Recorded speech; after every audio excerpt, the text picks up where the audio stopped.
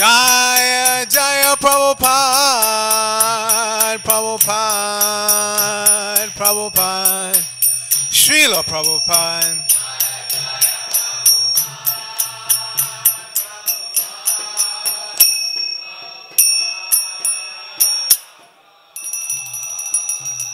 Gaur Premanandi Hari Hari Bol Jai Om Vishnu Pad Paramahansa Padaprajak Acharya Asatara Sata Shri Shrimad ISKCON BBT Founder Charles Divine Grace A.C. Bhaktivedanta Swami Maharaj Prabhupada Ki Jai Nitya Lila Prabhishna Om Vishnu Pad Divine Grace Srila Bhakti Siddhanta Saraswati Thakur Prabhupada Ki Jai Ananta Koti Vaishnava Vrinda Ki Jai Nam Acharya Srila Haridas Thakur Ki Jai Prem se Kahosh Krishna Chaitanya Prabhu Nityananda Shri Advaita Gadadhara Shri Vasari Gaur Bhaktivinoda Ki Jai Shri Shri Radha Krishna Gopa Gopana Shamakunda Radha Kunda Gira Govardhan Ki Jai Shri Brajamuman Namadam Ki Jai Shri Navadip Mayapurdam Ki Jai Shri Lachal Jagannath Puridam Ki Jai Ganga Mai Ki Jai Jamuna Mai Ki Jai Bhakti Devi Ki Jai Shrimati Tulsi Maharani Ki Jai Their most beautiful Lordship Shri Shrukmini Dwarkadish Ki Jai Shri Shrukmini Dwarkanath Ki Jai Shri Shri Jagannath Baladev Subhadra Ki Jai Shri Shri Gaurnitai Ki Jai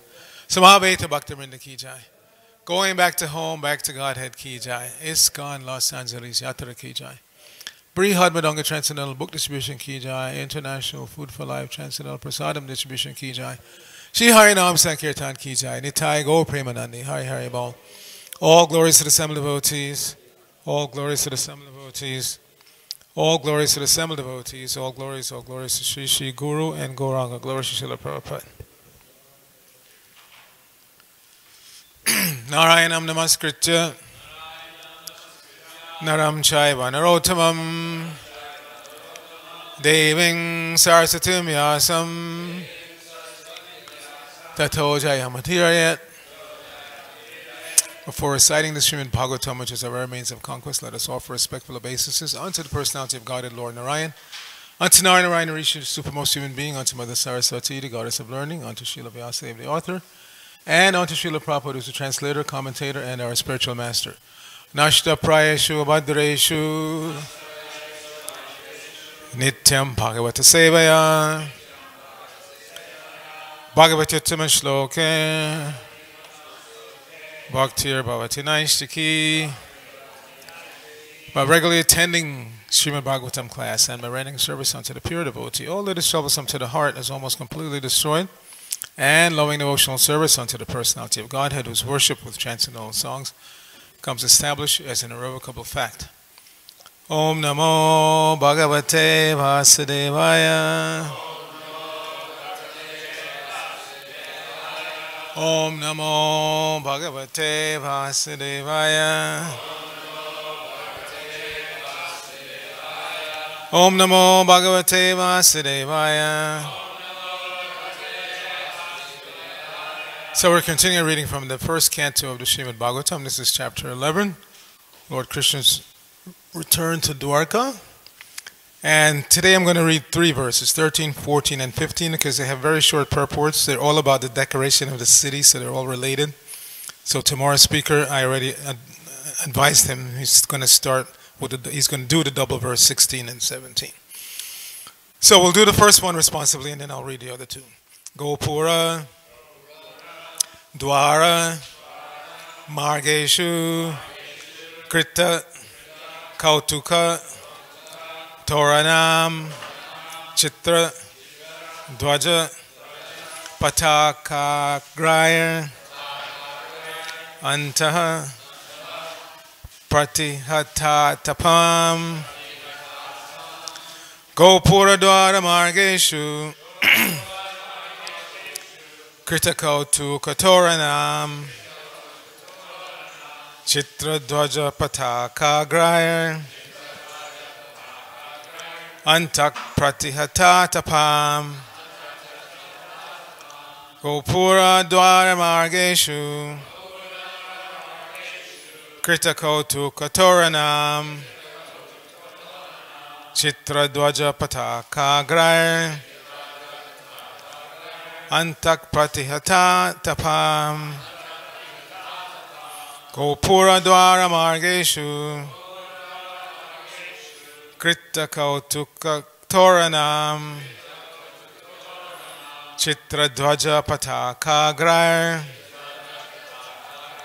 Antak Pratihatatapam. Please chant.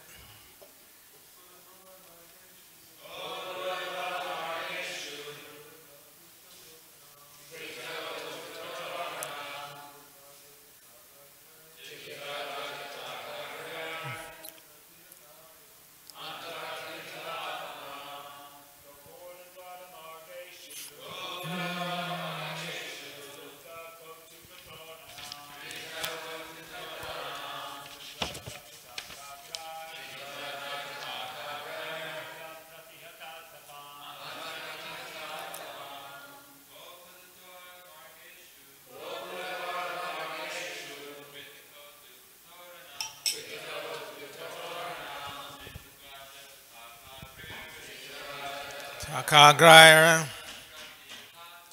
Antak Pratihatatapam Gopuradwara Margeshu Kritako to Kaktorana Dwaja Patakagraya Antak Pratihatatapam. Vaishnavis. Gopuradwara Margeshu Kritako to Katoranam Chitradwaja Patakagraya Antak Pratihatatapam Gopuradwara Margeshu Kritako to Katoranam Chitradwaja Patakagraya Antak Pratihatatapam Gopuradwara Margeshu Kritako to Katoranam Chitradwaja Patakagraya.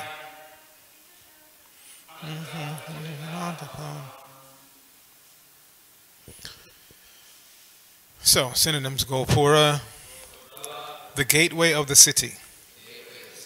Dwara, door. Margeshu, on different roads. Krita, undertaken. Kautaka, because of the festival. Toranam, decorated arch. Chitra, painted. Dwaja, flags.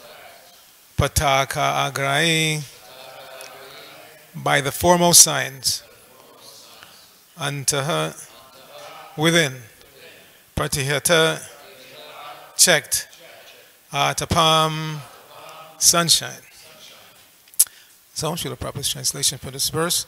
The city gateway, the household doors and festooned arches along the roads were all nicely decorated with festive signs like plantain trees and mango leaves, all to welcome the Lord. Just a note, a festoon is really a garland made from flowers, leaves, etc. So you could say we are using festoons all the time. Flags, garlands, and painted signs and slogans all combine to shade the sunshine. Please repeat. The city gateway, the household doors, and festoon arches along the roads were all nicely decorated with festive signs like plantain trees and mango leaves, all to welcome the Lord. Flags, garlands, and painted signs and slogans all combine to shade the sunshine. Srila Prabhupada's purport. Signs of decoration in special festivals were also collected from the gifts of nature, such as the plantain trees, the mango trees, fruits, and flowers. Mango trees, coconut palms, and plantain trees are still accepted as auspicious signs. The flags mentioned above were all painted with the picture of either Garuda or Hanuman, the two great servitors of the Lord. For devotees, such paintings and decorations are still adored, and the servitor of the Master is paid more respects for the satisfaction of the Lord. So, I'll read the other two and then we'll come back. 14. Samarjita Mahamarga Ratya Panakachaturam Siktam Kanda Jalai Uptam Palapushpak Shatang Kurai. Translation: the highways, subways, lanes, markets, and public meeting places were all thoroughly cleansed and then moistened with scented water. And to welcome the Lord, fruits, flowers, and unbroken seeds were strewn everywhere. Purport: scented waters prepared by distilling flowers like rose and kiora were requisitioned to wet the roads, streets, and lanes of Dwarkadam. Such places, along with the marketplace and public meeting places, were thoroughly cleansed. From the above description, it appears that the city of Dwarkadam was considerably big, containing many highways, streets, and public meeting places, with parks, gardens, and reservoirs of water, all very nicely decorated with flowers and fruits. And to welcome the Lord, such flowers and fruits with unbroken seeds of grain were also strewn over the public places. Unbroken seeds of grain or fruits in the seedling stage were considered auspicious, and they are still so used by Hindus in general on festival days. And then the last one, 15. Dwari Dwari Grihanam Cha Tajak Shatapalek Shubihi Alankritam Purna Kumbhayar Palipir Padipakai. Translation: in each and every door of the residential houses, auspicious things like curd, unbroken fruit, sugar cane, and full water pots with articles for worship, incense, and candles were all displayed. Purport: the process of reception, according to Vedic rites, is not at all dry. The reception was made not simply by decorating the roads and streets as above mentioned, but by worshiping the Lord with requisite ingredients like incense, lamps, flowers, sweets, fruits, and other palatable eatables, according to one's capacity. All were offered to the Lord, and the remnants of the foodstuff were distributed amongst the gathering citizens. So it was not like a dry reception of these modern days. Each and every house was ready to receive the Lord in a similar way, and thus each and every house on the roads and streets distributed such remnants of food to the citizens, and therefore the festival was successful. Without distribution of food, no function is complete, and that is the way of Vedic culture. Nama Om Vishnu Padaya Krishna Prishtaya Bhutale Shrimati Bhaktivedanta Swamini Tinamine Namaste Saraswate Deve Gauravani Pacharani Nirvishesha Shunyavadi Paschatadeshtarani. Om Agyanatimirandasya Gyananjana Shalakaya Chakshur Unmilitam Jaina Tasmai Shri Gurave Namaha Shri Chaitanya Manobhishtang Shtapitang Jaina Bhutale Swayam Rupa Kadamayam Dadati Swapadantikam Vandehang Shri Guru Shri Tapadakamalam Shri Gurun Vaishnavangscha Shri Rupam Sagajatam Sahagana Ragana Tanvitam Tang Sajivam Sadvaitam Savadutam Purjana Sahitam Krishna Chaitanya Devam Shri Radha Krishna Padan Sahagana Lalita Shri Vishakhan Vitangsha. Hey Krishna Karuna Sindhu Dina Bandho Jagatpate Gopesha Gopika Kanta Radha Kanta Namosute Tapta Kanchana Gorangi Radhe Vrindabaneshwari Vrishabhanu Sute Devi Pranamami Haripriya Vancha Kalpaturubhya Shah Kripa Sindhubhya Evacha Patitanang Pavanebhyo Vaisavebhyo Namo Namaha. Jai Shri Krishna Chaitanya Prabhu Nityananda Shri Advaita Gadadhara Shiva Sari Gaur Bhaktivinoda. Hare Krishna Krishna Krishna Hare Hare Hare Rama Rama Rama Hare Hare. So the manifestation of cities on this planet has been going on since time immemorial. We know, for example, that Lord Ramachandra appeared in the, which yuga? Ramachandra. Treta Yuga. So by calculation of the yugas, we know that the Kali Yuga is 432,000 years. The previous era, the Dwapara Yuga, lasted for 800,000 years. Treta Yuga is 1.2 million and the Satya Yuga is 1.8. So even if he didn't appear at the beginning of the Treta Yuga, still it's calculated to be more than 1 million years ago. And it was mentioned in the Ramayana that his home city, so to speak, was Ayodhya. So Ayodhya still exists in India. Now some may say, well, it's just, it doesn't mean anything. But we take it as being meaningful.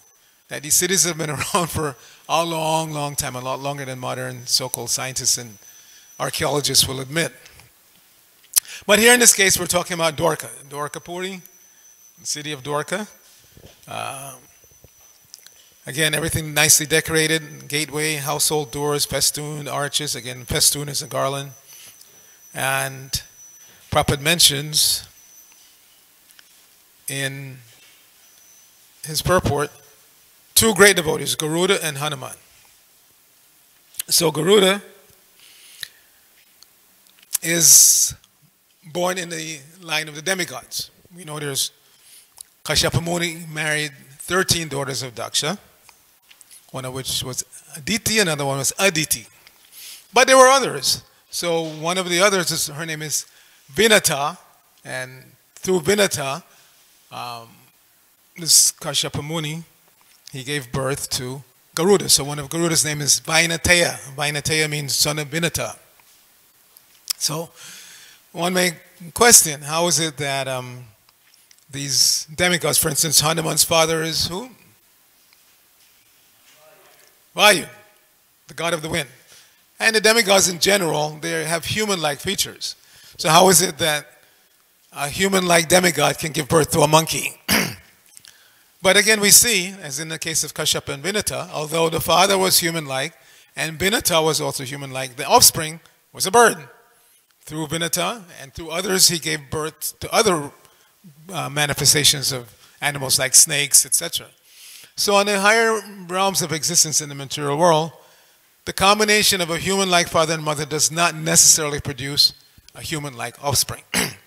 Here on this level, of our level of existence, always cats give birth to cats, dogs give birth to dogs, humans give birth to humans, like that. But on the higher levels of existence, they can give birth to offspring that don't look like them.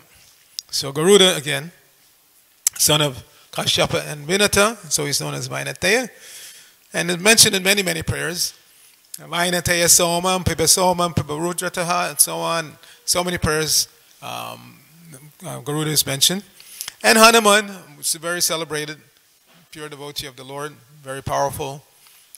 Again, although he's in monkey form, because the soul, ultimately, is neither monkey nor bird or any of these things. The soul is the soul. And Krishna is the father of everyone. Sarva Yonishu Kaunteya Amurteya Samavantaya. Tasam Brahma Yoni Ahang Bija Pradapita, Krishna says. I am the father of everyone. Yeah. Or as, who was that? Gave class recently, referred to that verse where Krishna says he's the mother and the father. Yes. He says, Pita ham asya jagata mata data pitamaha. Vedam pavitram omkara rig samayajra evacha. Krishna says, I am the father and the mother, the sustainer, data, the great-grandsire, and I am the Pranava Omkara. Prabhupada mentions many times that in person's class, they don't like to chant Krishna's names like Madhava, Govinda, etc., but they love to chant Om. So Prabhupada said, rascal, you don't realize that Om is also Krishna.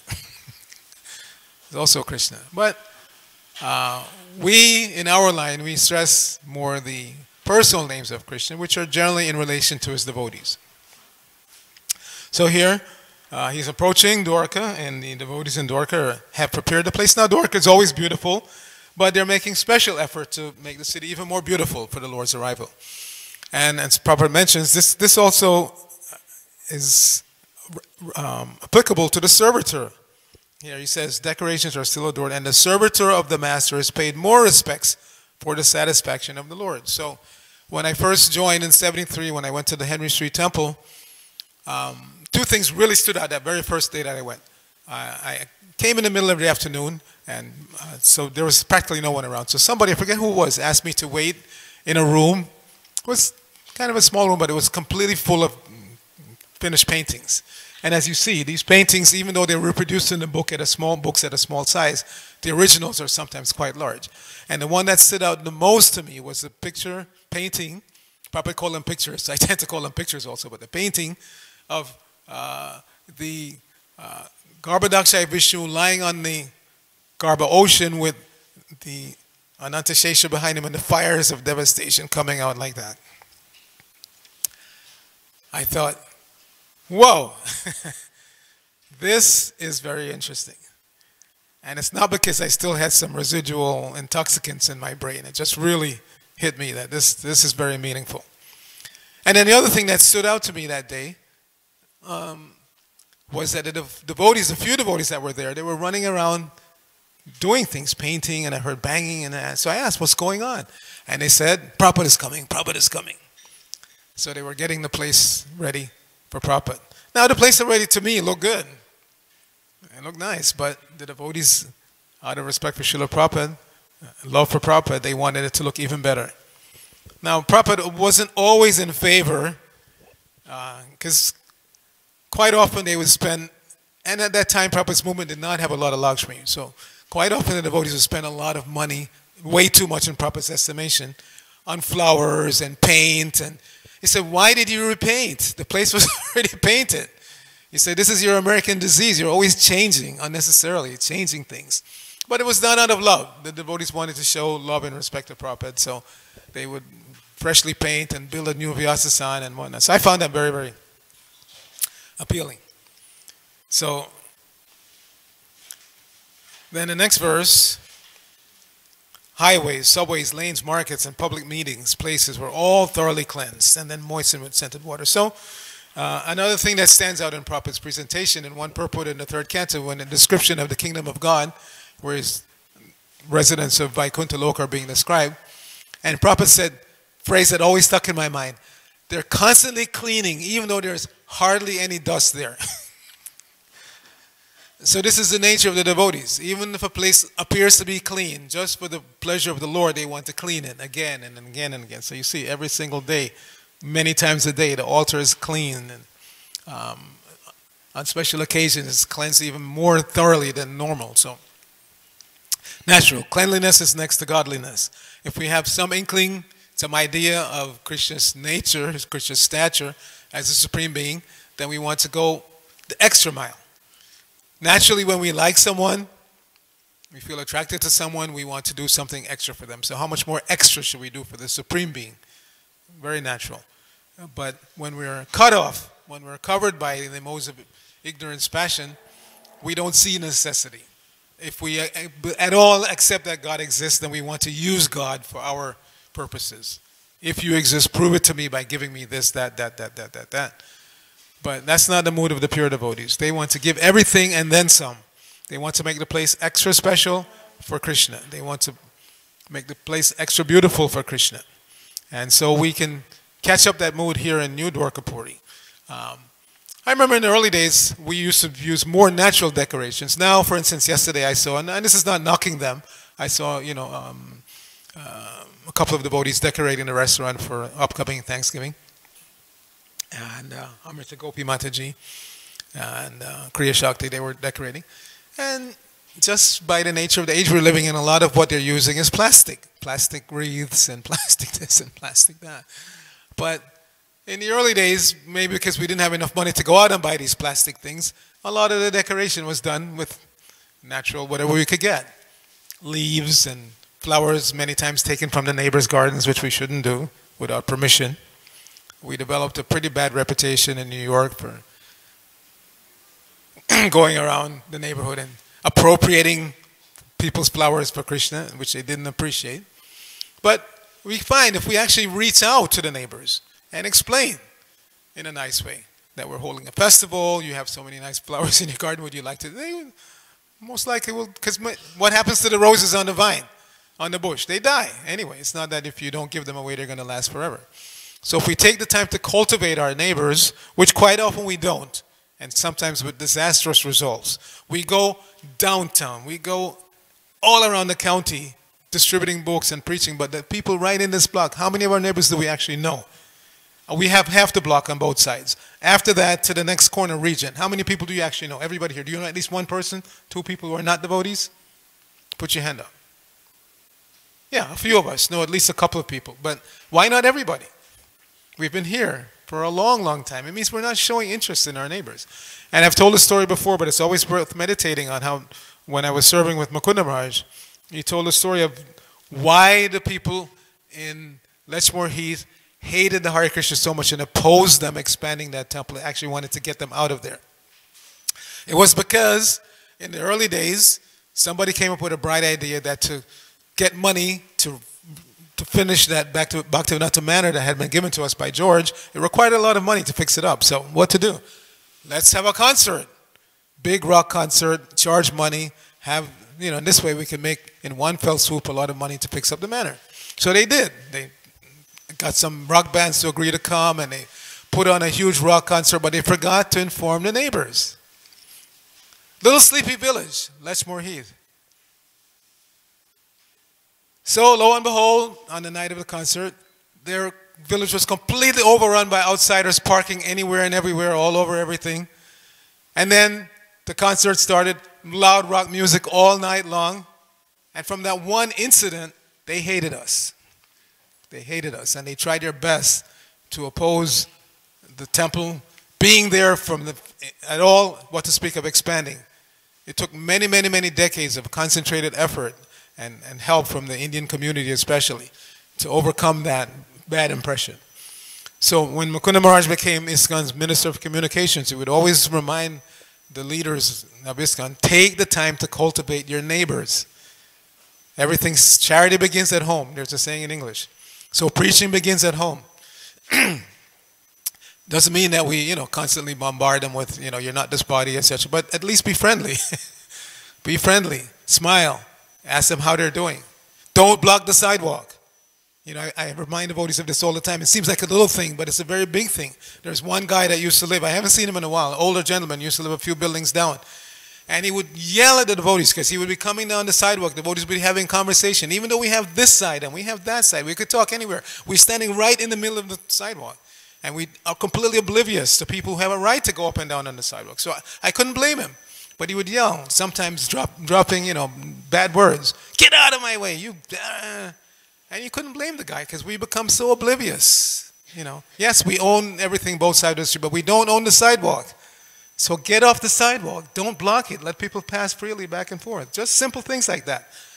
Prabhupada says Krishna consciousness begins with being conscious. If we're not conscious, then we can't really be Krishna conscious. So we have to be conscious of our surroundings and the neighborhood that we live in. In Detroit, Prabhupada noted that even though it was a very fancy place we had gotten, the Detroit Manor, that house, Fisher Mansion, he noted it was in a very poor neighborhood. So he told the devotees, distribute prasadam to these people. Otherwise, they're going to think you're rich and they're going to want to come here and steal things. And they did steal a few things. They stole some tools and whatnot. But just by the devotees following Prabhupada's advice and reaching out and cultivating the immediate people in the neighborhood and feeding them prasadam, gradually, all of that went away and they became very, very supportive and very favorable. So wherever we are, we have to note the neighborhood that we're living in. You can't approach everybody in the same way. If your temple is in a very fancy neighborhood, then you may have to take one approach. But if you're in a very poor neighborhood, you take a different approach. But prasadam works for everyone. Prasadam works for everyone. The Prabhupada said many times, prasadam is not just for poor people. Everybody's poor in this material world. Who's rich? Because whatever so-called riches they have actually belong to Krishna. And if they don't use it properly, it drags them down. So prasadam is meant to be given to everyone. Now, the nature of the prasadam distribution may differ depending on where you are. For really poor people, like in Mayapur, we started out with massive khichdi distribution. You may not attract people from Beverly Hills with khichdi distribution, but you make nice, appropriate prasadam. We have so many devotees here who can make beautiful cakes. And the cake prasadam distribution works. As you know, I travel in Russia, and the devotee approach there was because a lot of bureaucracy in Russia, and you have to, talk to the mayor and this person every time you want to do any little thing. Harinam on the street, a little festival, you have to get this permission. So the devotees developed a very brilliant strategy. Whenever they had a meeting with any official, mayor or whatever, somebody would make a big, beautiful cake. Offer it to Krishna, prasadam. Then they would go to the meeting, let's say they're meeting with the mayor, and they would put it on the mayor's desk. And then start talking. But the whole while they're talking and asking permission, whatever, the mayor is looking at the cake. When are you going to cut this cake? So whatever they ask for, yes, stamp. Now cut the cake.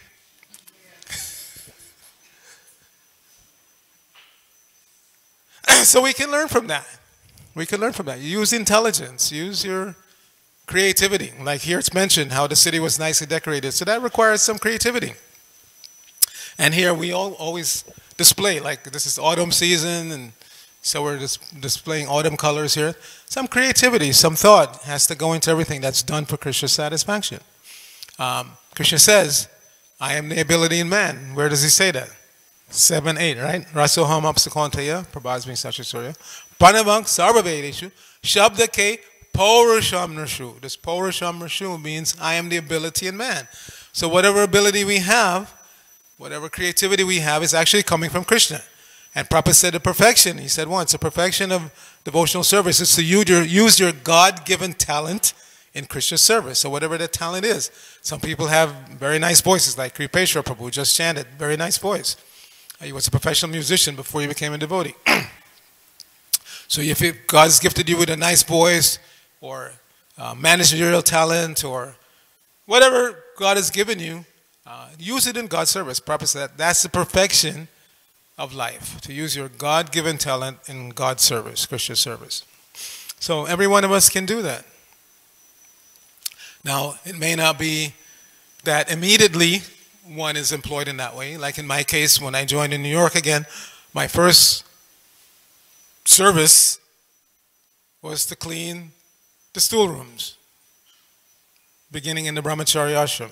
And in those days, it wasn't like now you have 2 brahmacharis in a room and total you have maybe 12, 15. Not like that. It was like 100 brahmacharis living together and not necessarily cleaning up nicely after themselves. So it was a heavy-duty thing. So I could have thought, hey, I'm college educated. Why don't they give me something along the lines of my, my experience and my knowledge? But no, I understood right away that Krishna consciousness begins with surrender. At least an attempt at surrender has to be there. And that goes for everything. For instance, there's debate sometimes about how to dress, what to wear, and it's not necessary to wear. But Prabhupada, many times he said, yes, it's not so important, but he stressed. And here's one I'm going to read here about this, because we have so many new devotees here, and you may run into this all the time. So Prabhupada says, this was in a Bhagavatam class in Nairobi, 1975. Prabhupada said, Chaitanya Mahaprabhu was taught us, Kirtaniya Sadahari. Then, Prekshaniya, he is worth seeing. We are accustomed to see so many things. That is our bondage. Akshanopalam. If by the eyes you see the deity, the Vaishnavas, with tilak, with kunti, with chanting beads, as soon as you see, and practically as soon as they see these Hare Krishna movement people, they also chant Hare Krishna, giving a chance to the others. The dress is also required. You should be always equipped with tilak, kunti, and shika, sutra. Then, as soon as a common man sees, oh, here is a Hare Krishna man, Hare Krishna, he'll chant. Automatically you give a chance to chant Hare Krishna. So this is required. The foolish rascals, they say, what is the necessity of this, that? No, this is necessity. You must always remain dressed like a Vaishnava. That is necessity. So Prekshaniya is very beautiful to see. And we all have personal experience. Like when I went in for my operation last Tuesday, I was wearing tilak and my neck beads and everything. So the first nurse that came, she said, oh, what is that? What does that mean? It gives you a chance to interact with people. And then again, the prep nurse, the one that prepared me for the operation, she was, like I said, I think I mentioned this, she was from Chennai, and her name was Tulsi. So like that, when people know that you're at least trying to be a Vaishnava, they interact with you accordingly. But if we're always in disguise, in hiding, why? Yes, you can dress. This is another story that Mukunda Maharaj told me, that one devotee had to go and interact with some government officials in London. And Mukunda Maharaj, who was, he was a musician before he became a devotee, and he was into dressing nicely himself, but he noted, whoa, this devotee is very nicely dressed, 3-piece suit and tie. So he mentioned to Prabhupada that, I forget who the devotee was, said, Prabhupada, this devotee looks so nicely dressed. And Prabhupada said, yes, first dress, then address. First dress, then address. But, Prabhupada said at the same time, you can dress in the Western clothes, but tilak, shika, kantimala always have to be there. So Prabhupada did not disapprove of dressing in Western dress when the occasion called for it. But tilak had to be there, and your flag, as Prabhupada called it sometimes, and the neck beads have to be there. And this is also preaching, because people relate to us externally at first. They don't know you're a spirit soul. They relate to what they see, how you're dressed, how you speak, how you interact with them.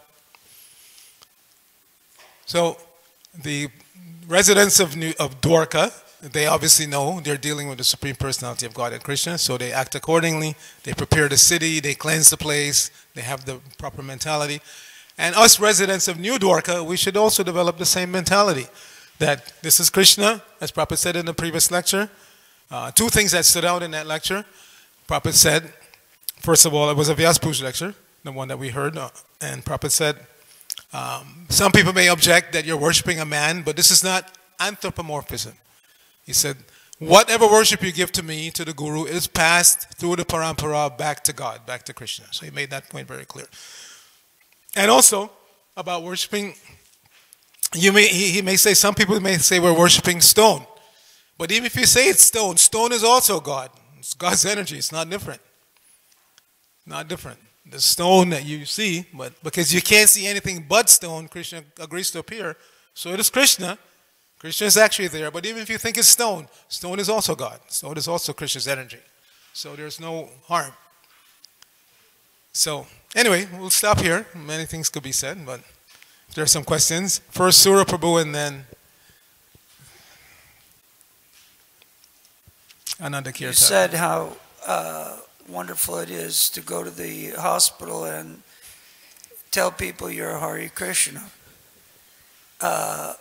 I went one time, this is interesting, and I had pneumonia a year ago. And an Indian doctor came, and she asked me so many questions. She said, so you're Hare Krishna? I said, yes, we believe. You know, I preached to her a little bit. She said, do you have a lot of friends from India? She's Indian. So, oh yes, all my friends are from India. Do your friends go back and forth to India and back to the United States? Yes, they always go to India and come back. I thought I was making a friend with her and preaching. Within about 15 seconds, I was carted off to isolation behind double locked doors that no one could come in without a billed mask, because my friends had been to India. I might have had tuberculosis. And they locked me up there for 3 days till they realized he doesn't have tuberculosis. So be careful what you're preaching and who you're preaching to. Is that the same one that you asked for vegan blood?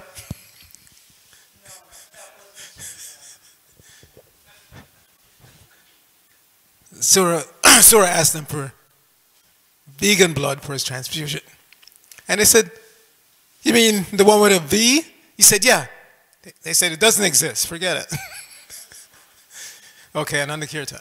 Yeah, you were explaining about prasadam distribution. And, you know, we have a nice program here on Sunday for prasadam distribution.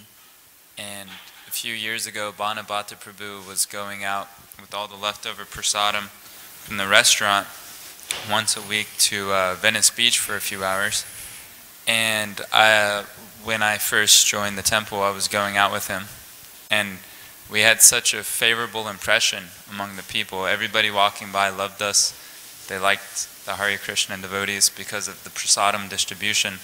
And I remember I was distributing books one time, and some lady comes up in the middle of me interacting with another person. And she was saying, I have nothing but good things to say about the Hare Krishnas, because my mother is a teacher in Africa, and they do mass food distribution to the orphans at the schools there. But a couple things I was thinking was, now we don't have that program going on at Venice Beach anymore, which was a really nice program. Really? Yeah, because the health code, something with the health code, they didn't allow us to do that anymore. So apparently now we give the leftover prasadam to a Buddhist temple, and they distribute it for us. But it seems like now they're getting the credit for our prasadam. And a few other things is I've heard sannyasi gurus in ISKCON actually kind of criticize prasadam distribution as mundane welfare work. There's a couple, actually two devotees I've heard say that. So what would you say about that? Oh, it's obviously not. This is why, again, I stress so much that the young devotees have to hear Prabhupada, read all of Prabhupada's books, hear all of his lectures, conversations. Prabhupada. You've joined a movement that was created by Prabhupada, and you're being trained to be a lifelong Prabhupada Anuga. But if you don't give oral reception to Prabhupada, then you will hear so many things on the street.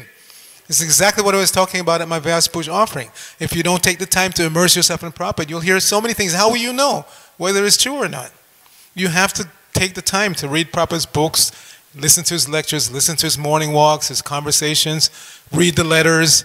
Everything is there. Prabhupada touched on all of these subjects. So Prabhupada again said, prasadam is not different from Krishna. It is the transcendental poison. It's our secret weapon. And it's for everyone. It's not just for poor people. Everyone. It's because they don't have any vision. Again. And it saves your life sometimes. I'll tell you a story. I traveled in the country of Georgia, which used to be part of the Soviet Union. They broke away. And then they had a civil war.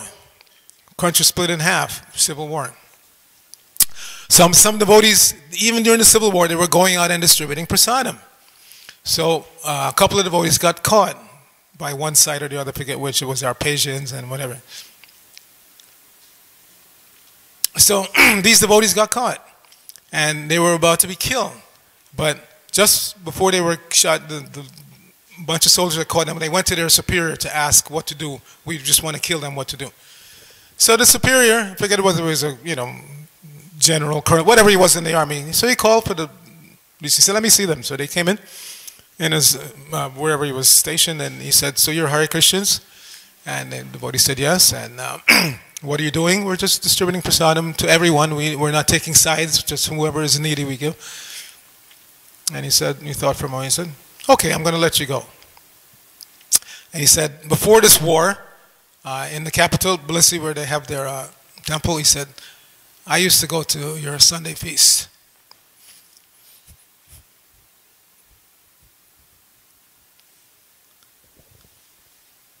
So prasadam distribution can save your life. So whoever is saying this, that it's mundane welfare, they don't know what they're talking about. That was not Prabhupada's approach. He didn't institute prasadam distribution as some mundane welfare activity. And it certainly is not. You can understand philosophically, it's not. Prasadam is not different from Krishna. And anybody who's exposed to it benefits positively, spiritually, and materially. Yes, you're sustaining their bodies, but not at the expense of their spiritual advancement. Not like Mother Teresa, when the devotee approached her, that you're doing such nice, you're well regarded around the world for doing welfare work in India, feeding people. But why do you feed them meat? Can you stop doing that? Just give them, vegetarian food. And she got angry. She got angry. So we're not just trying to feed people's bodies. This is food for the soul. Yes, Sachitanoy and Molston. Somebody here had something? One of the ladies had a question? Yeah? Okay, after Sachitanoy you can give. Since we're in the theme of being kind and nice and making friends, especially with our neighbors, I thought in a suggestion, and I hope Subhas likes me for saying this. But, obviously our neighbors here, not everybody might, dislike us, but some of them might do. So I was thinking the Sunday feast might not be very appealing for them, but we can always make a nice presentation and tell them, can you come to the Govinda's restaurant? In that way, they wouldn't feel like, oh, I want to be converted. They want to convert me. But if they are invited to Govinda's restaurant, and if the argument is, well, who's going to pay for that? We can always have some money aside. Sometimes we've seen that live members sponsor prasadam for devotees in the morning, and when I go there, it's going to be super special. It's the same prasadam we have every morning. So that money can be used, for, I don't know if he already did it. I mean, I'm just saying, maybe he did, I don't know. But that would be a nice thing that, like. Yeah, it's not a bad idea. And we've done it at different restaurants in ISKCON where we have free meal cards that we give out to neighbors or people, Exactly. in general. That's good. But, everything we do has an effect. I'll give you an example. There's a nice family down the block here. Oriental, or Asian, I should say. Asian lady and her husband who's Caucasian, and they have 2 boys. Her name is Erin. Very nice lady. And so they've been coming to the Sunday feast and other feast programs. They don't come to the temple. I've never seen them, but they always go to the Prasadam hall. And they've been doing that for years. But one day, some troublemaker came in the temple and was carrying on, and so some devotees chased him out. And finally they called him over by the membership house and pinned him down. And one devotee went a little too far, was really pounding this guy. We had him down already, but this devotee was really pounding him. And the neighbors, these people, they saw. So the husband came to me and said, well, what's going on? What's happening? Why are they beating up this guy like that? So I explained that he was in a temple, he was causing trouble. But everybody said, yeah, but you already captured him. Why do they have to beat him like that? So I'm just saying, everything we do is witnessed. Yes, Mataji.